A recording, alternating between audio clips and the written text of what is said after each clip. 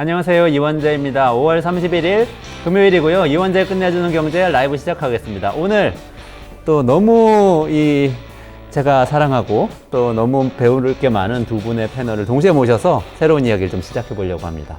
김준일 평론가님하고요. 윤형중 대표님 두 분 같이 인사드릴게요. 안녕하세요. 네, 안녕하세요. 네, 두 분 어서 오세요. 반갑습니다. 네, 반갑습니다. 네. 본론 시작하기 전에 오늘 너무 핫한 뉴스가 있어가지고 저희가 오시면 또 여쭤보려고 그랬는데 두 분 다 정책 전문가, 그리고 시사 전문가시니까 네. 최태원 SK 회장과 관련된 판결, 재산 분할 판결이 나왔잖아요. 1조 7천억 원인가요? 3천억 원 정도. 1조 3천억 원 정도의 재산을 예. 분할해줘야 된다. 그러니까 위자료는 따로죠. 위자료, 이혼, 그러니까 노소영 관장에 대한 이혼에 대한 위자료는 한 20억 원 정도 줘야 되는데 그거 이외에 재산 형성 자체에 부부가 같이 기여했다는 거잖아요. 그러니까 SK에 사실 최태원 회장이 갖고 있는 비상장 주식도 있고 그래가지고 전체 자산 규모가 얼마인지 따지긴 어렵지만 SK 주식회사만 따지면 그게 한 2조 7천억 원 되는데 그것만 따지면 한 절반 정도를 내놔라. 이런 판결이 나온 거잖아요. 이거 어떻게 봐야 돼요? 일단 이거는 요약을 하는 게 좀 중요할 것 같은데, 지난번에 1심에서는 이제 위자료 1억 원, 그리고 680억 원인가 아마 그때 했을 거예요. 그래서 위자료도 20배가 뛰었고요. 1억 원에서 20억. 그리고 680억도 지금 20 곱하면 돼요. 그러면은 1조 3,800억 원 나오거든요. 대략 그러니까 20배씩 뛰었다. 이렇게 보면 될 것 같고, 2조 원을 청구를 했어요. 재산 분할을. 노소영 관장이 2조 원을 청구를 했는데 거기에 70% 정도를 인정을 했다, 이렇게 보시면 될 것 같습니다. 그래서 이제 뭐 경제적 의미 뭐 이런 거는 이제 또 하시고, 이제 그 당시에 이제 이게 법조, 그러니까 무슨 일이 있었는지, 그리고 법조계에선 이걸 어떻게 보는지를 먼저 말씀을 드릴게요. 일단은 민사재판이잖아요. 가정법원이잖아요. 이거는 이제 기자들이 뭐 취재나 할 수가 있는데, 형사사건 같은 경우에는 이제 판결문을 이제 좀 공적인 사안이 있다는 이제 이렇게 공개를 해요. 그리고 이제 브리핑을 할 때도 있습니다. 정말 중요한 사건. 근데 민사사건은 그렇게 왜냐하면 개인정보 보호를 해야 되니까. 그러니까 사실은 원래 일반적으로 이런 거 선고할 때 이혼 뭐 가정법원 가서 이제 얘기를 하면은 5분 안에 끝나요. 판사가 그냥 구구절절 얘기를 하지 않습니다. 5분 안에 끝나는데 어제는 판사가 정확하게 몇 분인지 모르겠는데 거의 뭐 30분 가까이 이제 이거를 얘기를 했다라는 거예요. 그러니까 이게 얼마나 지금 중요하고 이게 얼마나 사람들의 관심을 꽂고 이게 본인들이 판단하기에 이게 얼마나 역사적인 중요한 판결인지를 지금 설명을 해야 된다라는 건데요. 일단은 이게 제가 제일 인상적이었던 게 뭐냐면은 일부 일처제를 얘기를 했어요. 그런 얘기가 판사가 판사의 판결문에 있는 건가요? 예, 이제 판결문 본인이 판결의 취지에 대해서 얘기를 한 거죠. 그러니까 쉽게 얘기를 하면은 최 회장과 노 관장의 혼인 관계는 최 회장의 주된 책임으로 파탄됐다. 그리고 소송 과정에서 부정행위에 대해 진심으로 반성하는 모습을 보이지 않고 일부 일처제를 전혀 존중하지 않는 태도를 보인다. 이런 얘기를 판사가 직접 했습니다. 그러니까 일부 일처제라는 얘기가 직접 나올 정도로 문화인류학자인가 판사가? 아니, 그러니까 그러면서 또 이 혼인관 아직 이혼을 안 했는데 2019년부터 신용카드 정지시키고, 그리고 1심 판결 이후에는 현금 생활비 지원도 중단하고 뭐 이런 얘기를 구체적으로 다 한 거예요. 그러니까 쉽게 얘기하면 뭐냐? 판사가 빡쳤다. 최태원한테 빡친 거예요. 그러니까 왜 이렇게 뻔뻔하지? 그러니까 아니 최소한 노력을 해. 그리고 그 나비센터 거기 건물도 뭐 감유했나 뭐 그랬을 거야 아마. 그러니까 너무 내연 관계에 있는 여자하고 공식 행사에다가 결혼 아직 끝나지도 않는데 돌아다니고 뭐 이렇게 하고 막 생활비 끊고 막 얘는 도저히 가만두면 안 되겠다라고 재판부가, 이건 제 해석입니다. 이제 판결을 했다라는 거고, 법조계에서 놀랐던 게 하나가 1조 3,800억도 놀랐지만은 20억에 놀랐다는 거예요. 위자료 20억. 위자료 20억. 왜 그러냐면은 이거를 공식적으로 누가 집계하지는 않는데 우리나라 최대 위자료라는 겁니다. 아마. 그래요? 예, 20억이라는 숫자는 나와 본 적이 없대요. 그러니까 위자료가 뭐냐면은 쉽게 얘기하면은 정신적 충격에 대해서 보상을 하는 거예요. 내 배우자가 바람을 폈어. 그래서 귀책 사유가 나한테 있어. 그러면 이 사람의 정신적인 거를 이제 보상을 하는 건데, 이게 왜 이게 20억이라는 숫자가 왜 놀랍냐면은 일반적으로는 재벌 총수의 부인이 이 버림을 받든 그러니까 제 와이프가 버림을 받든 더 정신적 충격이 누가 큰지를 알 수가 없는 거예요. 그러니까 물론 지급 능력을 고려를 하지만은 기본적으로 이 금액이 그렇게 큰 차이가 나지 않습니다. 그렇구나. 예. 돈이 많다고 해서 재산 충격을 많이 줬다고 볼 수는 없다. 없죠. 그렇죠. 재산 분할이 아니니까. 제가 완전 거지인데 진짜 거지거든요. 제가 바람 펴서 제가 와이프가 이혼 나간다고 하더라도 충격은 더 클 수가 있는 거죠. 그러니까. 그렇죠. 그러니까 이건 재벌 회장이라고 해서 충격 더 준다고 볼 수는 없는 그러니까 거죠. 재산 분할이야 재산 있는 만큼 분할을 하는 거니까. 근데 20억을 때렸다라는 거는 이거는 위자료 20억 원은 징벌적이라는 거야 이거는. 아. 우리나라에서 한 번도 있어 본 적이 없는 위자료. 뭐 이런 거라는 거죠. 그러니까 1심에서 1억 원이었는데 20억 원 됐다는 거는 1심 판사에 비해서 2심 판사가 2심 재판부가 네. 훨씬 더 20배 충격을 줬다고 노서영 관장의 피해를 인정을 한 거. 그렇게 봐야 돼요. 그러니까. 이라는 거죠. 그래서 법률적 약간 해석은. 이 법조 기자들도 그렇고 이 변호사들이나 법조인들도 다 이거에 놀랐다. 그러니까 판사가 작심했구나. 쉽게 얘기하면 뭐 일단 요 정도 얘기를 하고 이제 좀 자세하게 저는 좀 시각이 좀 많이 달라서 예. 저는 이 재판을 좀 그렇게 눈여겨봐하지는 않았었는데 그래서 저는 아마 이런 시각으로 봤던 것 같아요. 이게 돌봄이라는 것이 이제 재산 형성과 그 가치에 대한 인정을 어느 정도까지 해줄 수 있을 것인가. 이 재판을 처음에는 젠더 재판이지 않을까라는 생각으로 봤었어요. 왜냐면은 그 돌봄에 대한 가치 인정도 될 뿐만 아니라 그 노소영 씨가 그동안 보여왔던 모습 보면은 종종 SNS 같은 데도 사진 같은 거 좀 올리시거든요. 근데 가족 사진을 올려요. 그래서 자신이 얼마만큼 자신이 이제 양육한 가족들과 얼마나 화목한 관계인지 이런 것들을 종종 올리시는데 그의 반면에 뭐 지금 그 최태원 회장과 그의 내연녀로 알려진 분은 이제 인스타나 뭐 이런 활동 굉장히 활발하게 하시죠. 예.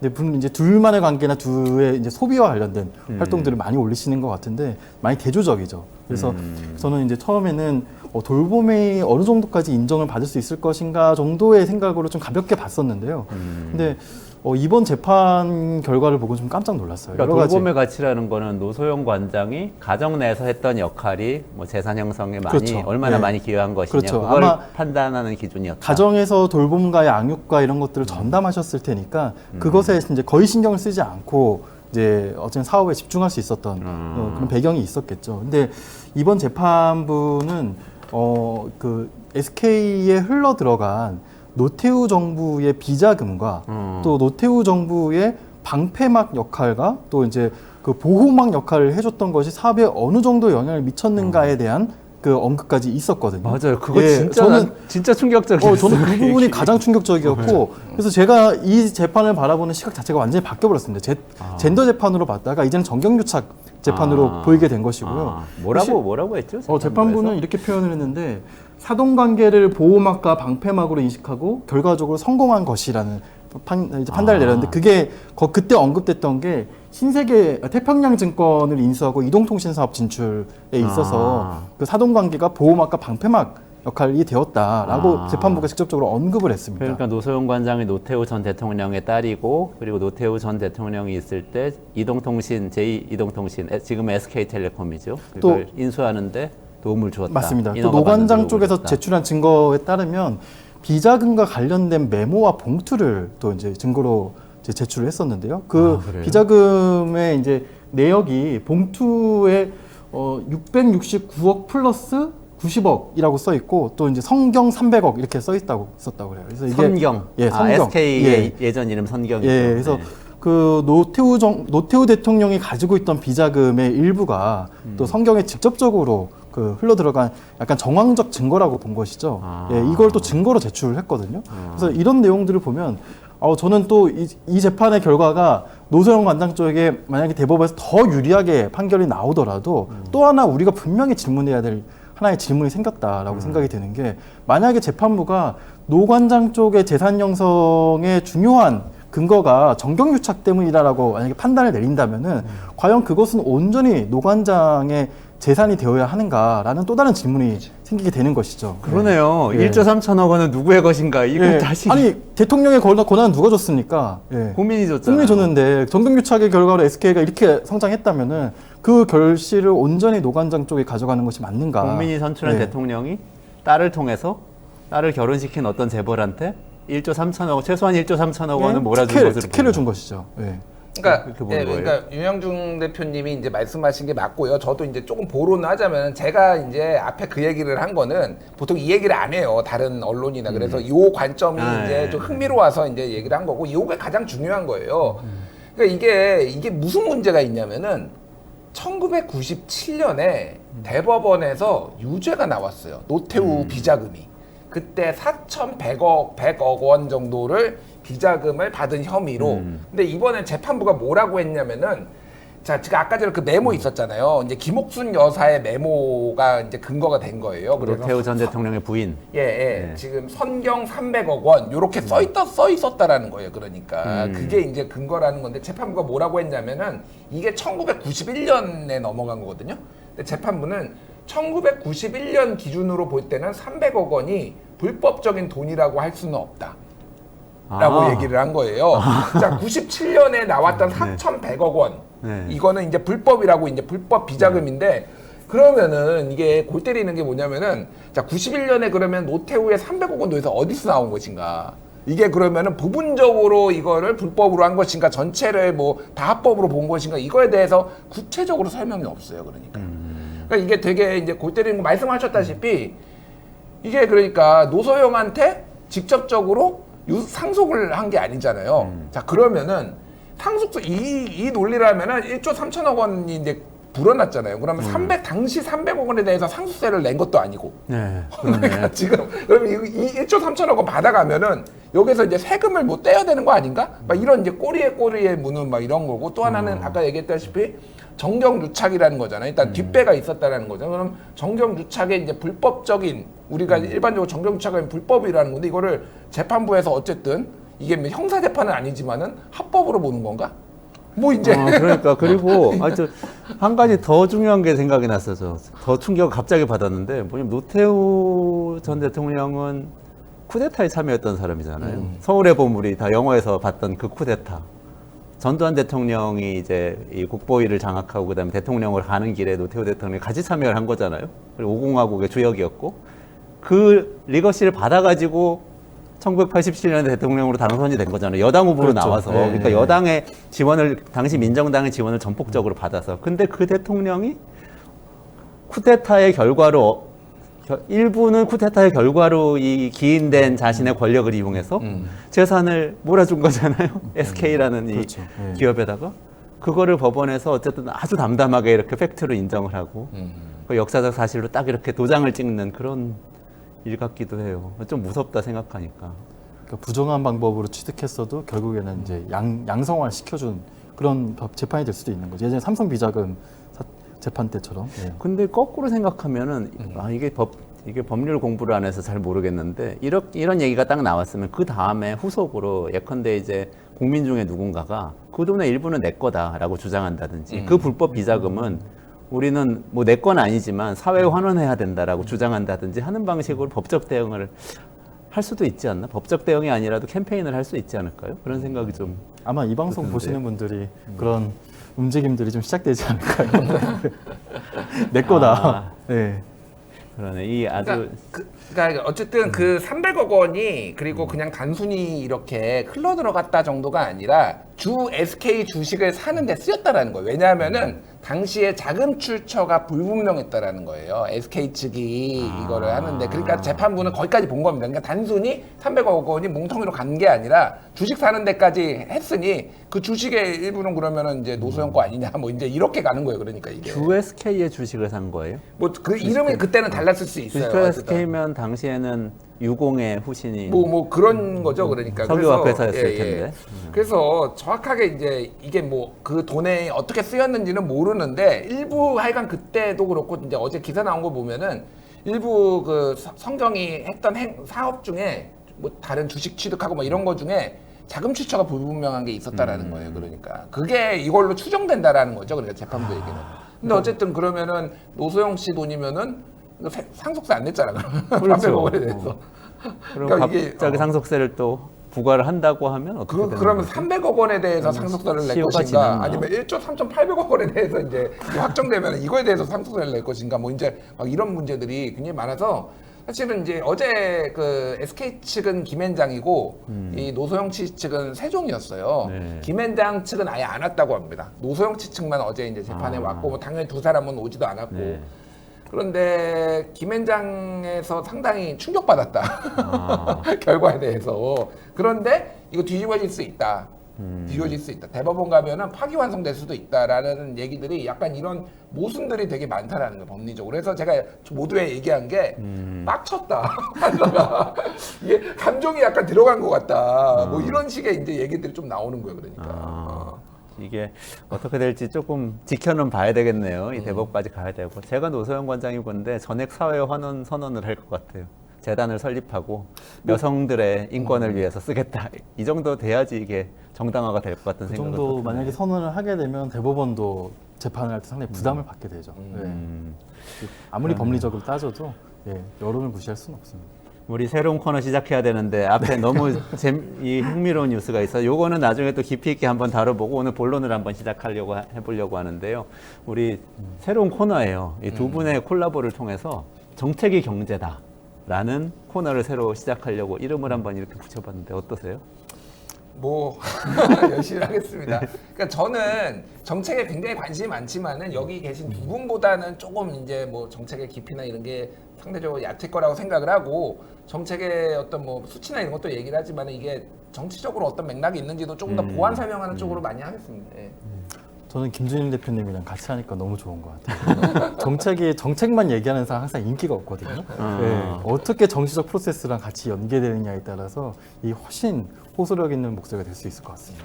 네. 좋습니다. 그러면 정치와 정책과 경제를 묶어서 여러분들께 어떻게 우리 이 정치적 의사결정을 통해서 내 삶을 더 좋게 만들까를 계속 알려드릴 정책이 경제다 첫 시간을 지금부터 본격적으로 시작하겠습니다. 그래서 주제를 고민하다가 정치와 정책에 엮여있는 하나를 발견했어요. 바로 딱 이재명 민주당 대표가 도와주셔가지고 첫 법안을 민생법안으로 민주당에서 이번 국회에서 발의를 한다고 하면서 민생회복지원금 지급, 그러니까 이재명 대표의 이 브랜드라고 할 수 있는 뭐 기본소득과도 연관이 있고 한 이 정책을 1호 법안으로 발의를 했어요. 그래서 여기에 대해서 좀 이야기를 해보면 좋겠는데 어떠세요? 일단 당연한 그 예상된 그런 그 발표였다고 보여지고요. 일단 최혜병 특검법과 민생회복지원금을 민주당이 어제 바로 개헌한 제22대 국회의 1호 당론이자 1호 법안으로 이제 제출을 했는데요. 일단 이 민생회복지원금의 경우에는 전 국민에게 25만 원씩 그 지급하게 되면은 총 13조 원 정도의 재원이 소요되는데 여기서 우리가 좀 디테일을 좀 꼼꼼하게 따진다면은 이재명 대표는 이 정책을 처음 발표했었던 그 지난 총선 때에도 이미 저소득 계층에게는 추가적인 지원들을 이제 같이 언급하면서 얘기를 했다는 것이에요. 근데 이제 전 국민 지원을 하게 되는 것에 대한 이제 비판이 상당히 이제 뒤따르자 그저께 이제 최고위 회의에서는 차등 지원, 정부가 주장하는 차등 지원까지도 그 검토할 수 있다라고까지 이제 언급을 한 상태입니다. 그래서 이미 공약에서 언급을 했고, 그리고 본인이 이제 정부의 여러 비판들을 수용하겠다는 입장까지 얘기한 상황이니까 어저께 이제 그런 1호 당론으로 이제 법안을 제출한 것은 당연한 기결이지 않을까라고 생각합니다. 근데 뭐 이제 1호 법안은 뭐 저는 될 수 있다고 보는데 처음에 이제 전국민 지원에 대해서 조금 이제 타협할 수 있다, 물러설 수 있다 이렇게 얘기를 했을 때는 처음에 국민들이 이제 언론이나 국민들이 이해를 한 거는 이제 소득 분위별로 예를 들면 잘나가지고 이제 주는 거를 이해를 했거든요. 예를 들면은 뭐 하위 70%만 준다, 네, 하위 네, 50%만 준다. 그런데 지금 어제 이제 나온 내용을 보면은 금액을 달리야. 전 국민한테 주기는 주는데 25만 원, 35만 원 이런 식으로 이제 금액을 달리한다라는 거잖아요. 그래서 두 가지 생각이 들더라고요. 이게 정말로 그러면은 정부 여당이 받아들일 수 있는 아닌가? 이 생각이 드는 거죠. 그러니까 국민의힘이나 이쪽에서는 어쨌든 지급하는 것 자체도 문제가 있지만은 지금 인플레이션이나 이런 우려가 있지만은 이거를 필요한 사람한테 두텁게 줘야 되는데 이런 주장을 지금 펴고 있는 게 반대 논리잖아요. 어쨌든 네네네네. 옳든 그르든. 근데 이거는 설득이 안 되죠. 그러니까 저 뭐 이제 상위 뭐 30%한테도 25만 원 주고 하위한테 35만 원 주고 이거는 설득이 안 되는 거라서 저는 이게 그러니까 뭐 처분적 법률로 해가지고 이거를 지급하겠다라고 했다가 여론이 안 좋아서 약간 그것도 이제 주춤한 상태고 그러면은 이게 민생을 챙긴다라고 본인은 얘기를 했지만은 실제 이게 정말로 효과가 있을 것인가? 저는 약간 이미지 정치하는 거 아닌가 그 생각이 들어요. 그러니까 이게 그러니까 실현 가능성이 높지가 않아요. 기본적으로 지금 이 상황에서 그러면은 지금 어쨌든 전체적인 대결 국면이니 뭐 사실 그 국민연금 우리가 뒤에도 좀 얘기하겠지만 국민연금도 결국은 44% 양보했어도 안 되잖아요. 이재명 대표가 보기에는 얘들은 내가 뭘 해도 어차피 안 할 거야. 어차피 반대할 거야 라고 본다라면은 본인의 이미지를 지키는 쪽으로 가지 않았나 좀 이런 생각이 듭니다. 근데 그렇게 비현실적인 건가요? 저는 뭐 13조 원 정도는 추경할 수도 있는 거 아닌가 사실 그런 생각을 했는데. 저는 어때요? 차등 지급을 언급했다는 것만으로도 그 구체적인 방법에 대해서는 당연히 여러 협의가 있을 수 있는 것이고요. 그 연금 개혁 그 사안에 대해서도 저는 이재명 대표가 그 지난 주말이었어요. 지난 주말에 갑자기 여당 정부 여당안을 받겠다라고 이제 그 메시지를 발표를 했거든요. 근데 그 메시지 국민연금. 예, 국민연금.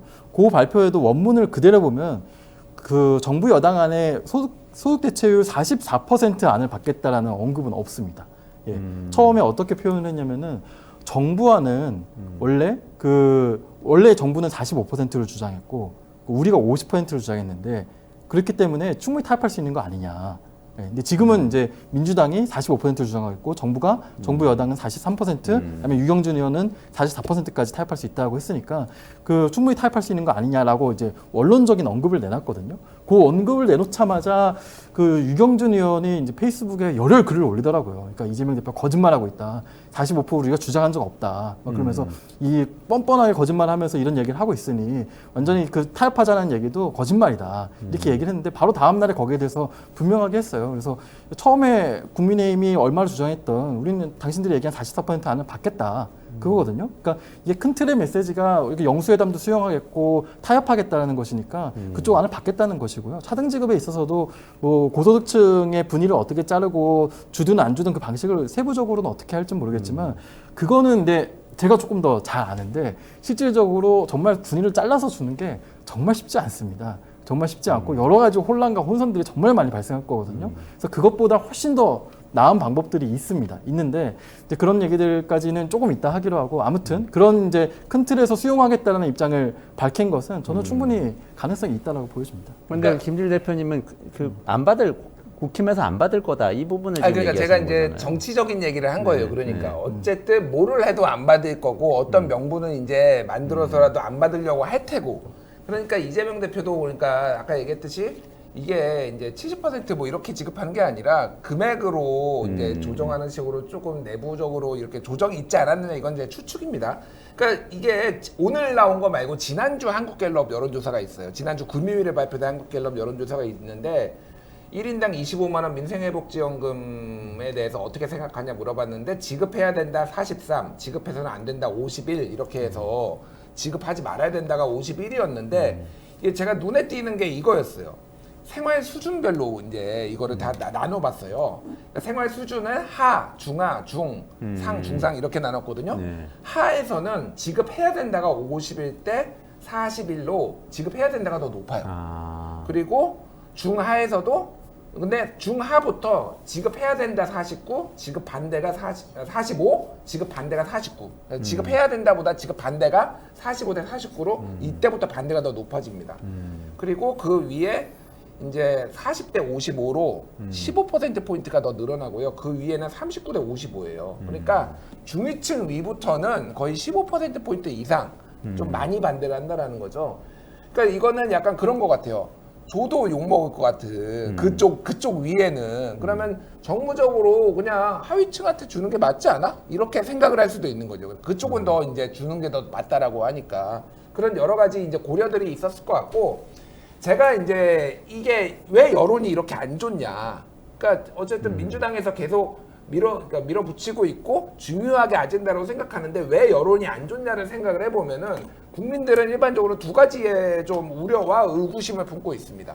첫 번째는 이게 인플레이션을 자극하는 거 아니냐. 지금 물가 때문에 굉장히 고통이 심한데 인플레이션을 자극하는 거 아니냐에 대해서 우려가 해소가 안 됐어요. 여기에서 이제 우리 유영 대표님도 설명을 하고 뭐 그렇게 했지만은 뭐 여러 가지 이유가 있잖아요. 그러면은 이게 제가 정부 아니 그러니까 민주당 쪽에서 이거를 풀어도 인플레이션이 되지 않는다라고 책임 있게 어떤 근거를 가지고 설명하는 걸 한 번도 본 적이 없습니다. 그냥 대충 얘기를 해요. 풀어도 문제 없다라고. 두 번째는 뭐냐면은 자, 한 번은 알겠어. 근데 그럼 이거 언제까지 주겠다라는 거야? 소위 말해서 이제 이거에 대한 이 횟수, 그러니까 이 민주당이 포퓰리즘에 대해서 소위 말해서 포퓰리즘에 대해서 우려가 해소가 안 되는 거예요. 그래서 저는 이 전국민 25만 원에 대해서 찬성하는 편이에요.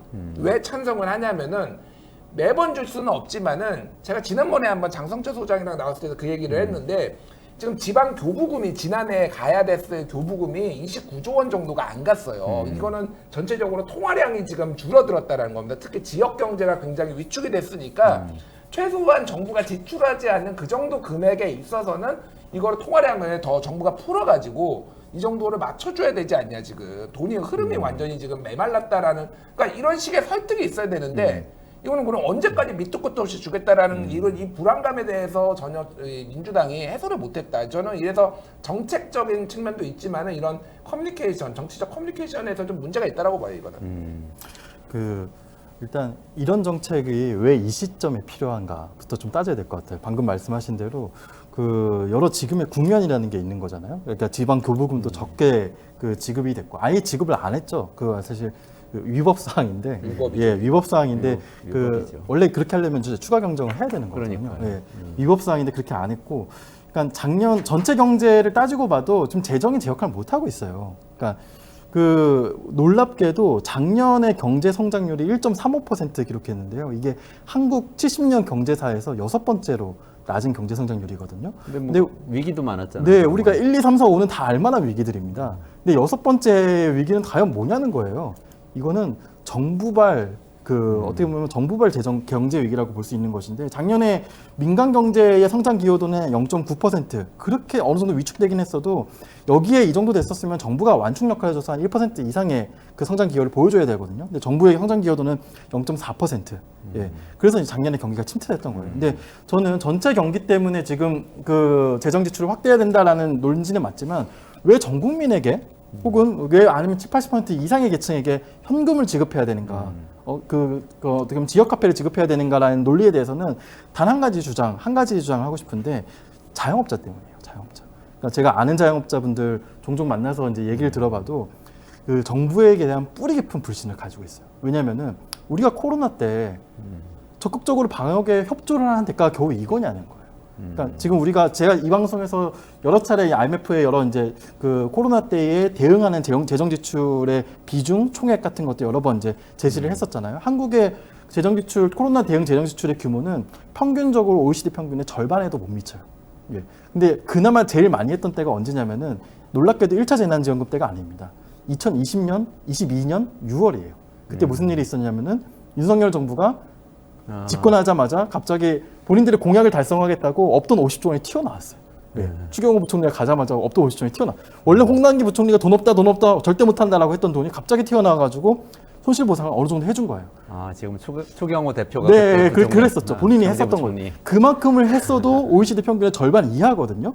그러니까 이 자영업자분, 우리나라의 자영업에 여러 문제가 있어요. 과잉 공급되어 있다. 수요보다 너무 이제 업체들이 많다. 이런 여러 비판들이 있지만 지금의 위기는 정부가 코로나 때 제대로 된 손실보상을 하지 않은 데 기인한 측면이 있고 이번 한 번만큼은 정부가 제대로 이들에게 제대로 된 보상을 하고 한번 털 기회를 줘야 됩니다. 그래야지 이들이 이후에 구조적인 과잉 공급된 상태에서 시장을 개혁하고 개선하려고 해도 지금 상태에서 이분들이 뭐 연체되고 폐업하고 하는 상황에 놓이게 된다면 이걸 온전히 내 책임이냐 그렇게 생각 안 한다는 것이죠. 근데 아마 김준일 대표님도 당위는 인정을 하시는데 국민들 설득이 안 된다는 거죠. 인플레이션 우려 때문에 그 부분은 뭐 거기에 대한 의견이 있으세요 혹시? 제가 그 부분에 대한 근거를 찾다가 놀랍게도 왜 25만 원이냐의 근거를 찾았습니다. 맞아. 그것도 궁금했어요. 왜 의대 증원 2,000명이고 민생지원금은 25만 아마 원인가? 이준석 대표인가요? 왜 25만 원이냐? 이거 이재명의 25만 원은 거의 윤석열의 의대 증원 2,000명이랑 똑같다. 그렇게 비난을 했어요. 아마 그런 제가 정확하지는 않습니다. 아마 누군가 이제 어떤 모 정치인이 그렇게 언급을 할 정도로 25만 원의 근거가 없다라고 이제 제가 언급했던 걸로 기억을 하는데 25만 원 근거가 있습니다. 있어요? 예. 일단 저는 원래는 윤석열 정부 제가 주장하는 것은 그 윤석열 정부가 감세를 그 2022년 세법 개정안, 2023년 세법 개정안 두 번에 걸쳐서 큰 감세를 했거든요. 그 감세 규모를 다 합치고 보면 한 90조 원 됩니다. 예. 그게 제가 계산한 게 아니라 무려 국회 예산정책처가 계산한 내용이고요. 그게 이제 두 번의 합천 금액이 한 80조 원 되는데 반도체 세액 공제까지 합치면 90조 원 정도가 됩니다. 아, 윤석열 정부가 깎아준 세금을 5년씩 5년 합치면. 다 합쳤을 합치면. 때. 근데 오히려 그 나라살림연구소의 추계 규모는 그 국회 예산정책처 추계 규모보다 작더라고요. 아. 예, 놀랍게도 보수적으로 작고. 했네. 예, 보수적으로 나라살림연구소 했고. 시민단체, 예, 시민단체도 더 네. 진보적으로 제안할 줄 알았는데 아닙니다. 예, 더 1조 작은 수치의 차이지만 더 작았고. 그래서 한 90조 원 정도 되는데 이걸 5로 딱 나누면 18조 원 되잖아요. 예, 그래서 이 정도 규모로 한 건가? 약간 처음엔 그렇게 생각을 했는데 그렇지가 않습니다. 이게 GDP 산출 갭이라는 그 이제 수치가 있거든요. 이 산출 갭이라는 수치는 현실 GDP 마이너스 잠재 GDP를 뺀 것인데요. 이것이 뭘 의미하냐면은 잠재 GDP는 우리나라가 여러 가지를 다 날 수요도 있고 그리고 공급 규모나 공급 능력까지 다 감안했을 때 갈 수 있는 성장률 규모잖아요. 그러니까 현실 GDP에서 잠재 GDP를 뺀 수치가 마이너스를 기록한다는 것은 그만큼 우리나라가 성장할 수 있는데도 성장 못하고 있다는 것입니다. 그러니까 잠재 GDP가 물가 인상을 유발하지 않으면서 달성할 수 있는 GDP죠. 그렇습니다. 원래 개념상으로는 그렇습니다. 성장하면 과열돼가지고 예. 인플레이션 온다는 건데 거기 못 미친다는 거예요. 그게 못 미친다는 것의 의미는 채울 수 있다는. 지금의 그 물가 상승률이 뭐에서 기인하냐라는 이제 하나의 근거로 찾을 수 있는 것인데요. 이거는 사실 CPI 소비자 물가 지수의 여러 이제 품목별 물가 추이만 봐도 알 수 있는 것인데 제가 뭐 3월달 거, 4월달 거 다 봤지만 3월달 거, 4월달 거에서 눈에 띄는 상승률은 석유류와 과일류와 채소류에서 드러나거든요. 그러니까 우리가 전반적인 수요로 자극된 그런 이제 품목들이 아니라는 거죠. 석유 우리가 수요 자극한다고 오르는 거 아니잖아요. 수입 예. 물가 때문이죠. 그렇죠. 그거는. 그리고 네. 과일류와 채소류는 이거는 기후 인플레이션 때문입니다. 그리고 그 아까 이제 얘기했었던 잠재 GDP가 그 우리가 이제 아직 현실 GDP가 잠재 GDP에 못 미쳤다는 거는 그만큼 수요가 부족하다는 것을 또 의미하는 것인데요. 그 부족한 수준이 0.4% 정도를 차지한다는 것입니다. 그거를 전체 GDP에 나눠보면은 얼마가 나오냐면 놀랍게도 한 10조 원 정도가 나옵니다. 예. 근데 물론 13조 원을 다 지출한다고 13조 원이 이제 그 소비가 다 늘어나는 건 아니거든요. 이게 소비 승수에 따라서 그 늘어나는 규모가 달라지는데 보통 소비 승수는 평시의 경우는 한 0.3 그리고 이제 재난과 같은 상황이 0.4에서 5 정도로 봅니다. 그 정도로 봤을 때도 그 우리가 그 가야 할 정도의 수요보다는 아직은 못 미친다라고 볼 수 있는 것이죠. 예. 아, 그 굉장히 흥미로운 설명. 이런 경제적인 설명 처음 들었어 사실. 그러니까요. 많은 사람들이 이런 얘기를 안 하고 그냥 돈 풀면 물가 오른다, 돈 풀면 물가 오른다 이 얘기만 하지 과학적으로 설명을 안 하고 그리고 감세한 거 감세도 그렇게 수십 점 풀리는데 맞습니다. 그건 예, 물가 감세해도 안 올리나? 풀리는 것인데 똑같은 거잖아요. 안 거드나 푸나 똑같은 건데. 맞아요. 예. 그렇게 설명할 수 있네요. 감세의 혜택은 확실히 세금을 낼 사람, 세금을 낼 그 능력 있는 사람들에게 그 그렇죠. 이제 어떻게 보면 그 사람들에게 과세를 하는 것이니까 그리고 그 사람들에게 반도체 혜택을 기업도 주는 있잖아요. 것이죠. 반도체 세공제 같은 거는 뭐 삼성전자가 사실 몇 조 원 내고 특정 기업에게만 혜택을 그런 주는 거죠. 것이죠. 예. 아니 그래서 저도 이제 제가 이제 아주 구체적인 수치를 들어서 저도 굉장히 반가운데 대략 이런 이제 가정들을 했어요. 그러니까 아까 얘기했듯이 그러니까 지금 그 지방 교부금을 이제 안 푼 것만큼 통화량이 줄었다고 한다라면 지금 푼다고 이게 급격하게 그리고 이제 몇 달 만에 이제 쓰라고 하는 게 아니라 이것도 이제 어떤 기한이 있잖아요. 그러면 순차적으로 이렇게 쓰인다고 하면 이게 급격하게 오르지 않을 것이다. 그리고 지금은 인플레이션이 이제 기후 위기 쪽으로 좀 많이 있고 수입 물가라고 한다면은 돈이 반드시 이게 오르지 않을 것이다. 근데 중요한 거는 윤영준 대표 같은 이런 설명을 민주당에서 해줘야 돼요. 그러니까 당에서 직접 나와서 하든지 토론회 같은 거 있으면 해야 되는데 이런 정도의 구체적인 설명하시는 분은 내가 본 적이 없습니다. 그러니까 제가 그래도 아까 전에 이거에 의구심이 이렇게 나와 있으면 이거에 대해서 나와서 설명을 해야 된다라고 얘기를 하는 이유가 이제 그거예요. 그러니까 저는 기본적으로 현재 시점에서는 찬성이라고 제가 말씀드렸죠. 그러니까 네. 찬성하는 데는 다 이유가 있거든요. 그러니까 그런 부분이 있는 거죠. 그리고 언제까지 지급을 할 것인가에 대해서도 이게 무슨 이번만 지급하고 지급하지 않겠다 하지만 어떤 최소한의 가이드라인은 저는 있어야 된다고 봅니다. 그러니까 이런 이유 때문에 이번도 지급하고 그렇죠. 이 정도까지는 우리가 여력이 있고 해야 되지 않을까 뭐 이게 있어야 되는데 지금 사람들이 민주당을 쳐다보는 거는 얘들은 기둥뿌리라도 뽑아가지고 표가 된다라면은 돈을 뿌릴 애들이야. 이런 느낌이에요. 그러니까 이거를 그 부식시키지 않으면은 저는 되게 어렵다고 봐요. 지금 재정 지출을 확대하거나 전 국민에게 현금을 지급하는 정책 때마다 이제 그런 인식들이 나오는데 저는 약간 요 질문을 한번 던져보고 싶어요. 2022년 세법 개정안에 어떤 내용이 있었냐면은 식대 세액공제를 10만 원 확대하겠다. 그러니까 우리 월급 명세서에 보면은 식대라고 해가지고 원래 10만 원 이렇게 있었었는데 네. 그게 2022년 세법 개정안을 통해서 10만 원에서 20만 원으로 확대했습니다. 그러면 아싸 20만 원으로 확대했으니까 그만큼 내 세금 줄겠다라고 생각하잖아요. 그럼 보통 내 세액공제액은 120만 원일 거야. 120만 원인데 240만 원이 됐잖아요. 그럼 내 세액공제가 늘어난 금액은 120만 원이에요. 모두가 아마 근로소득자면 다 120만 원씩 늘어난 거예요. 그러면 이것에 과연 내가 감면받는 세금의 혜택은 얼마나 될까? 이게 실효세율을 전체 계층에게 다 따지면은 한 10% 정도 되거든요, 소득세. 그러면은 전체 계층에 다 따지면은 한 120만 원, 10만 원인 10%인 한 12만 원 정도 세금을 덜 내는 효과가 있는 거예요. 근데 이거를 우리나라의 근로소득세는 이미 30%는 안 내고 있습니다. 많은 공제를 받고 있기 때문에 그러네. 그분들은 사실 이 10만 원, 120만 원의 세액공제 효과는 없는 거예요. 근데 이제 가장 최고 세율은 45%에 달하잖아요. 그래서 이분들은 120만 원에 거의 60만 원에 달하는 그 세금을 감면받고 있는 것이거든요. 그래서 윤석열 정부가 그러니까 온갖 종류의 법인세 그 감면도 많이 했고 뭐 식대세액 공제하면 아 식대를 이제 드디어 인정받는구나 이렇게 그때 직장인들이 환호성을 질렀는데 이거 잘 따져보자는 것이죠. 이런 세액 공제 혜택들은 과연 누구에게 그 혜택을 주는 것인가라는 걸 잘 따져보면은 이런 세금 혜택들을 줄이고 그리고 이제 그 어떻게 보면은 복지 지출을 좀 더 보편적으로 주면은 오히려 굉장히 누진적인 그런 소득 재분배 효과가 있다는 것입니다. 그러니까 뭐 정리를 하자면 이 민생회복지원금을 지급을 하는 건 사실 감세만 안 해도 할 수 있다. 그리고 물가 인상, 인플레이션 유발 안 하고도 아까 잠재 성장률이라고 비교해 보면 할 수 있다. 이게 윤 대표님 주장이신데 김준일 평론가님은 그걸 국민들한테 어떻게 설득하냐? 민주당이 좀 제대로 설득을 했어야 한다. 지금 맞아요. 이 말씀을 하신 거예요. 이런 내용을 지금 아는 분이 누가 있을까? 이거를 우리 뉴스토마토를 이제 시청하시는 분이 아니면은 많이 시청해 주세요. 근데 노을님이 들어오셔가지고 누군지 모르겠는데 안경 낀 분 똑똑해 보여서 국회의원 하시면 좋겠다는. 세 명도 안 걸렸어. 어느 누구야 누구 어느? 투표해 주세요. 네, 누굽니까? 오른쪽, 가운데, 왼쪽. 이거는 근데 제가 이거 민생회복지연금에 넘어가서 시간이 많이 안 남았지만 잠깐만 여쭤보면 좋겠는데 국민연금 있잖아요. 국민연금 개혁안 제 내용은 너무 기니까 말씀 안 하시더라도 지금 이재명 대표가 민주당 대표가 여당안 그대로 받겠다고 했는데 거부를 해가지고 다음 국회로 넘어온 상황이잖아요. 이건 어떻게 봐야 돼요? 제가 약간의 욕까지는 아니고 비속어를 쓰겠습니다. 여당 긴장돼. 졸라 무책임하다.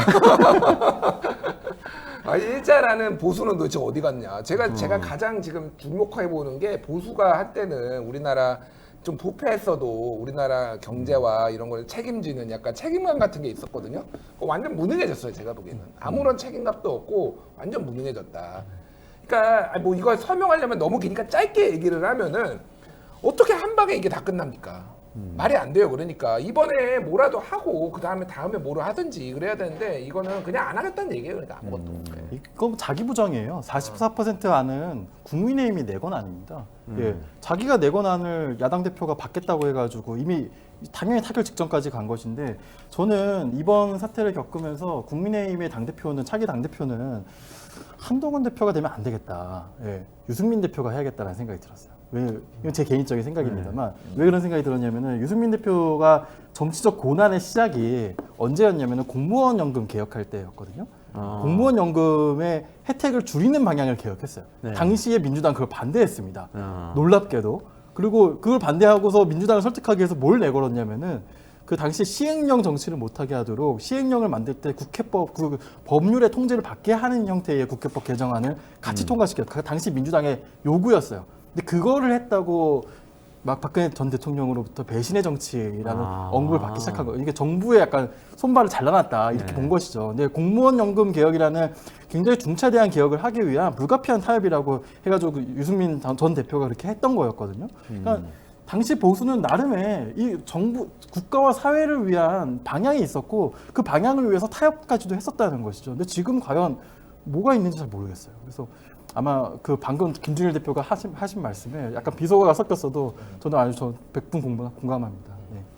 자폭을 하고 새로 출발하려고 하는 거 아닐까요? 저는 우리나라 보수가 약간 그런 약간- 느낌도 있어요. 윤석열 대통령을 후보로 영입했을 때부터 시작해서 뭔가 이렇게 너무 출구가 없어서 그 국민연금 다음에 한번 얘기하면서 지금 보수가 얼마나 무능한지에 대해서 한번 얘기를 한번 해보는 것도 좋을 것 같아요. 정말 너무 많습니다 지금 이 무능함이. 예. 제대로 시간을 잡아서 한번 짚어보도록 하시죠. 이게 시간이 다 돼서 정리를 해야 되는데 윤 대표님 혹시 남은 말씀 있으세요? 일단 모수 개혁과 뭐 구조 개혁 이게 그 한 번에 해야 된다는 얘기가 얼마나 허구적인지 저는 지금 그렇게 그런 생각이 좀 들더라고요. 일단 모수 개혁을 하고 나서 구조 개혁을 하는 게 오히려 좀 잘 될 수 있거든요. 그러니까 그 얘기를 좀 설명하자면 기니까 좀 다음 기회에 좀 더 시간 잡아서 한번 해보겠습니다. 네. 네.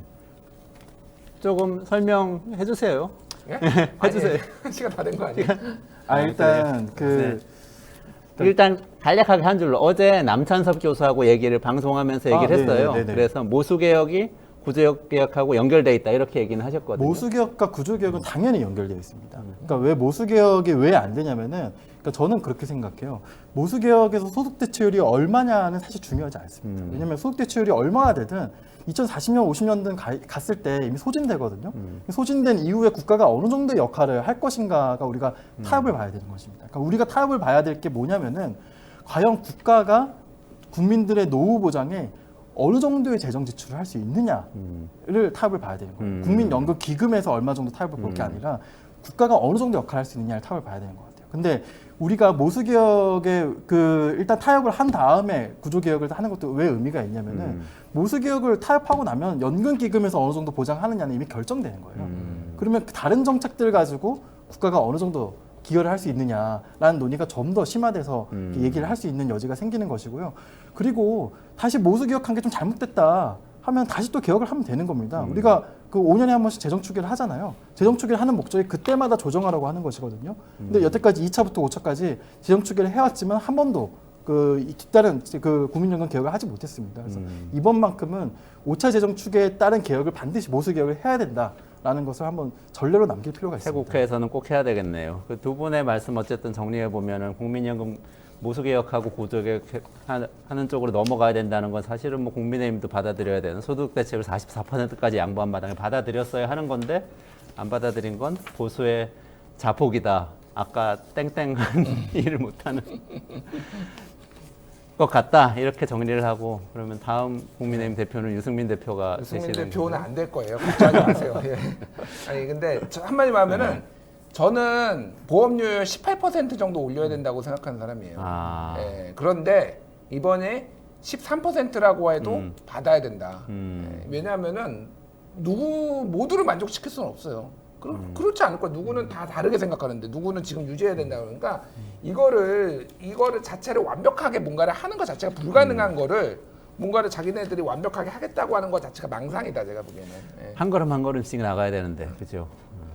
알겠습니다. 오늘 정책의 경제다 첫 시간 진행했는데요. 여기까지 진행하고 김준일 평론가님하고 유형중 대표님하고 같이 인사드릴게요. 그리고 조금 있다가 전병서 소장님하고 같이 반도체 이야기로 넘어가서 이야기 이어가도록 하겠습니다.